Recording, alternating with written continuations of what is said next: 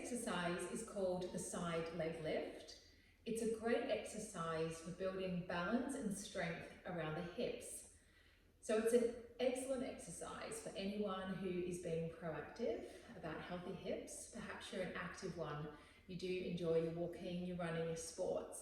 So this is a great one to add to your program to be proactive about keeping your hips in great shape.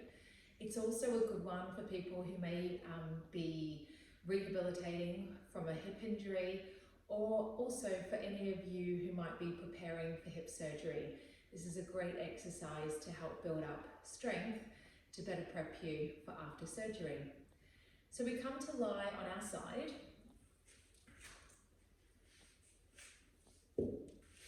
Imagine lying on a long plank of wood so that you can align your underneath arm, shoulders, hips, and legs. We're going to extend out into a nice straight line to begin with. However, it's quite a tricky one for your balance, so we always just start with our hips slightly forwards of the trunk. You can place a small cushion between your head and your arm, or if you're more comfortable, you can bend up your arm and even prop yourself up here.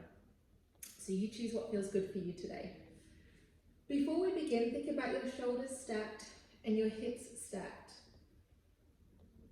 We're going to work in a neutral degree of rotation at the hip, so we're not turning in or out from the hip today. Another thing to be aware of is watching that the rib cage here is not flaring forwards. So instead think of connecting the front of the rib cage down to the front of your pelvis there. Engaging through your center by drawing up gently through the pelvic floor, or feeling your lower tummy muscles again draw in towards the front of your spine. From here, we're going to take a breath in to prepare. And as you breathe out, we're going to reach, hover, and lift the top leg as far as we can control, keeping our hips stacked and without letting the waist here sink down into the mat. Instead, think of this top hip drawing away from your ear so that you've always got a sense of space here between your waist and the mat. And then we lower down. So again, it's an exhale, reach, and then a lift.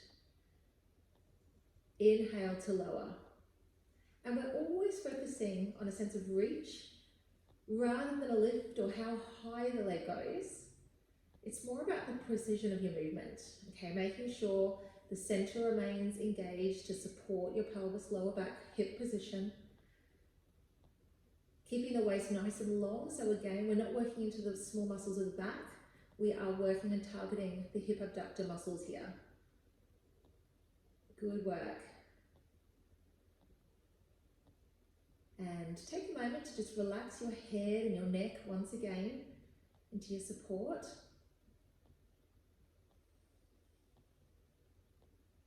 And use the exhale to think of targeting into those gluteal muscles at the back and sides of your hip.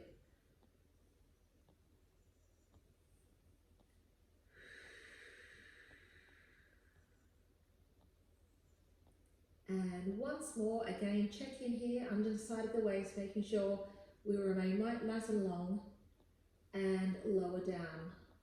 Okay, good job. We're going to bend up your hips and knees. Press yourself up so we can repeat that on the opposite side. Now that you're familiar with your positioning, just check that you've got your underneath arm, shoulders, hips and legs stacked. Bring the legs ever so slightly forwards of the trunk. And take a moment here to, again, draw the top hip down towards the feet so you've got a little sense of space here between your waist and the mat, and we're not just sinking in into the lower back there and therefore overworking some of our small quadratus lumborum muscles of the lower back. Okay, we've got our center set. We're going to start by breathing in to prepare and breathe out again as we reach, hover, and eventually lift. And lower. And again, exhale, reach, hover, and lift. And I mentioned that we're doing this in parallel position of the hip joint. So our kneecap should always face directly forwards. We don't want to be turned inwards or outwards at the hip joint. It's in a great position when you're in neutral to really target the hip abductor muscles. Okay, good job again. On your next one, take a moment to focus on your ribcage placement. As I mentioned in side lying, it's very easy for the ribcage to flare forwards.